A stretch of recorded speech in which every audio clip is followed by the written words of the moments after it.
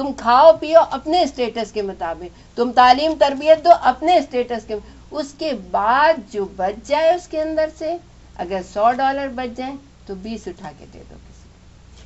اتنا احسان کرو غریبوں کے اوپر, یتیموں. لیکن جہاں ہوس ہو, جہاں پہ ڈھیر ساری چیزیں ہوں لیکن کسی کو ہاتھ اٹھا کے نہیں دینا, وہاں پھر پروردگار عالم کہتے ہیں پھر تم اپنی راہ لو. عزیزان گرامی, یہ فرش عزائے حسین ہمیں یہ سبق دیتا ہے کہ خود بھی لو, خود بھی انجوائے کرو لائف کو, لیکن ان کو بھی دیکھو کہ جو بیچارے غریب ہیں, محتاج ہیں, تمہارا انتظار کر رہے ہیں, تمہارا انتظار کریں کہ کوئی ہاتھ اٹھا کے انہیں دے دے. درود بھیجیے گا محمد والے.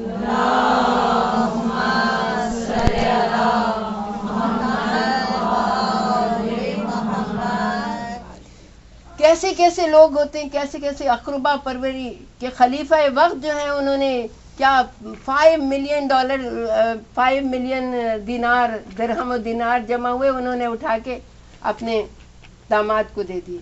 اب بتاؤ وہ تمہارے تھے جو تم نے اپنے داماد کو دے دیے, یا اپنے بیٹے کو دے دیے کہ جاؤ عیش کرو, باقی لوگ کیا کریں گے بیچارے. لیکن یہ ہوس ہے جو انسان کا پیٹ نہیں بھرتا, ہم اپنوں کو دے دیں.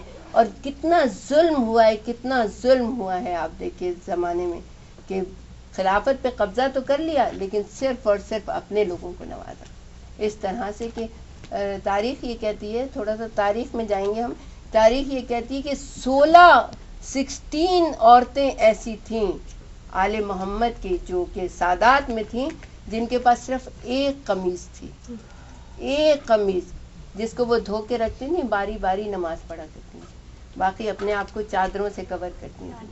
اتنی غربت کا عالم, اور وہاں پہ بادشاہ وقت, خلیفہ وقت جو ہے نا, وہ سارا کے سارا اپنے چہیتوں کو اٹھا کے دے دے. اتنی غربت, تو کہاں ہیں یہ لوگ, کہاں ان کو کیا کہے اب آدمی کہ جنہوں نے اس طرح سے سادات کو رلایا ہے, سادات کی مقاطع کیا ہے, سادات کی معاشی ناکہ بندی کی ہے, اس طرح سے انہوں نے کیا ہے. عزیزان گرامی, تو یہ کس طرح سے اب دین اسلام کو ہم پہچانیں, کس طرح سے جانیں کہ کہاں صحیح ہے کہاں غلط ہے.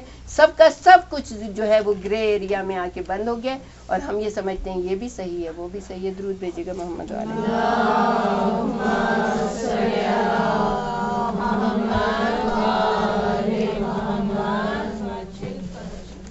عزیزان گرامی, تھوڑا سا اور آگے آ جائیے آپ, تاکہ وہ جگہ ہے, بلکہ تھوڑا سا اس طرف بچیاں چلی جائیں نا تو جگہ ہے.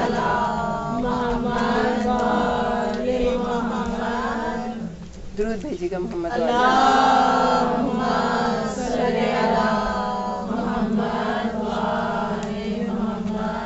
اور عزیزان گرامی, سب کچھ پوری دنیا لے لے انسان, اس کا پیٹ نہیں بھرتا, لیکن موت ایک لمحے میں آ کے سب کچھ ختم کر دیتی ہے, سب کچھ فنا کر دیتی ہے. کتنا کما لو, کتنے بڑے بڑے محل بنا لو, کتنا زر و جواہر جمع کر لو, لیکن اس سے فرار ممکن نہیں.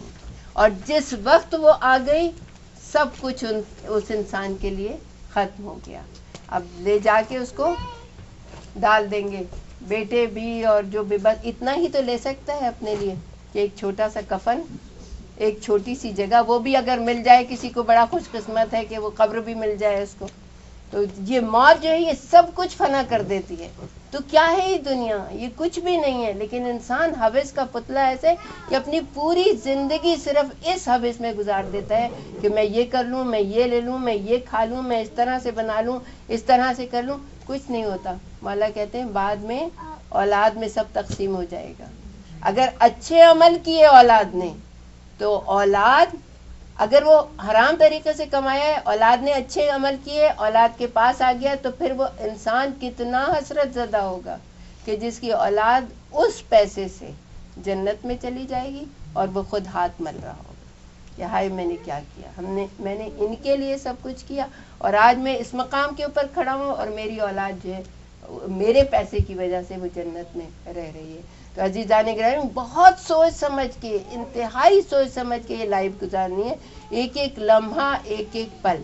آج کا دن بہت ہی اپنے آپ کو یہ سوچنا ہے, سمجھنا ہے, آج آخری دن ہے سال کا, آخری دن ہے, اور اس میں ہمیں سوچنا ہے, کم از کم یہاں سے جا کے تو ایک بار سوچیں کہ ہم نے پورے سال میں کیا کمایا اور کیا گنوایا. ویسے بھی ہم کرتے ہیں نا, حساب کتاب کرتے ہیں کہ بھئی اتنا پیسہ تھا, اب اتنا رہ گیا, اب اتنا رہ گیا. یہ سارا حساب کتاب تو ہوتا ہے نا آخر میں. تو یہ جا کے یہ بھی کریں کہ ہم نے کیا کھویا اس سال میں اور کیا پایا. ہماری زندگی کا ایک سال ختم ہو گیا. پہلے 50 کے تھے, اب 51 کے ہو گئے, 40 کے تھے تو 41 کے ہو گئے. اب یہ جو ہم نے ایک سال گنوایا ہے اس میں ہم نے کیا کھویا اور کیا پایا. اور معصوم امام ارشاد فرماتے ہیں کہ وہ ہمارا شیعہ ہی نہیں ہے. سال کی بات تو چھوڑ دیجئے, مہینے کی بات تو چھوڑ دیجئے, امام کہتے ہیں وہ ہمارے شیعہ ہی نہیں ہے جس کا ایک دن دوسرے دن سے بہتر ہو, مختلف نہ ہو.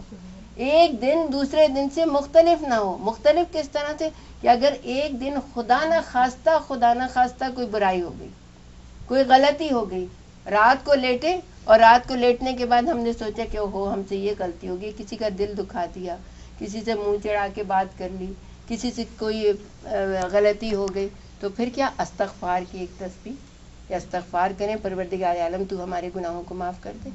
اور اگر ماشاءاللہ سے نہیں کیا ہے کسی کے ساتھ کچھ اور بہت اچھا دن گزرا ہے, بہت اچھا, ویسے بہت اچھا دن تو سو کے ہی گزرے گا اور تو کسی طرح گزر نہیں سکتا.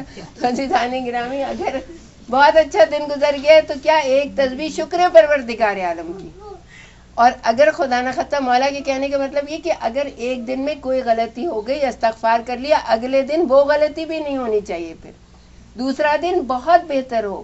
ہر دن, اب آپ سوچئے کہ اگر ہر دن بہتر ہوتا چلا جائے گا, ہر دن بہتری ہوتی چلی جائے گی, تو پھر کیا ہوگا, مہینے اور سال ماشاءاللہ پھر تو اس قابل ہوں گے کہ آدھا اور آدھا ایمان جوڑ کے کل ایمان کے پاس پہنچ جائے. درود بھیجیے محمد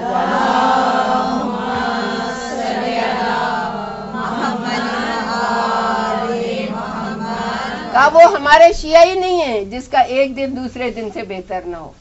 تو یہ تو ہم سب آج کے دن بیٹھ کے اپنا حساب کتاب نکالیں کہ ہم نے 365 دن کیا کیا, آج اس قابل ہیں.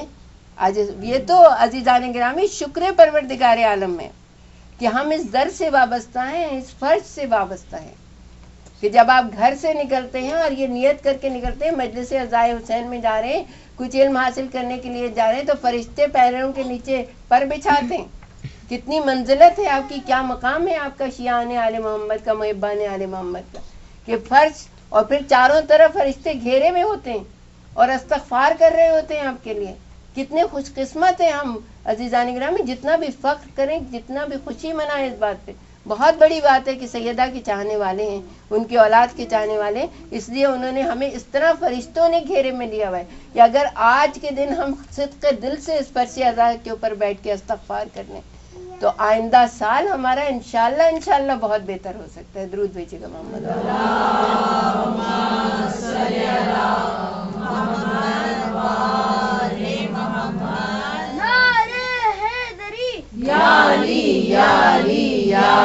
مدد حق ہے. اور اگر عزیزان گرامی یہ سال بھی اسی طرح سے, اگلا سال بھی اسی طرح سے آ گیا, 2010 اور 12 اور 15 اور یہ سب گزرتے چلے گئے اور آخر میں کچھ نہ لے کے گئے, تو کیسے منہ دکھائیں گے معصومین علیہ السلام. لیکن الحمدللہ ہمارے زمانے سے یہ زمانہ میں کہتی ہوں بہت اچھا ہے.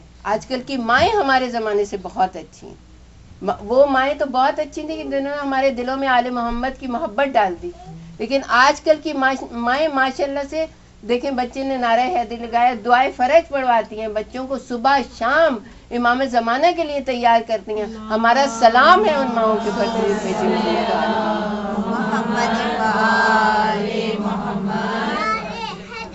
یا علی.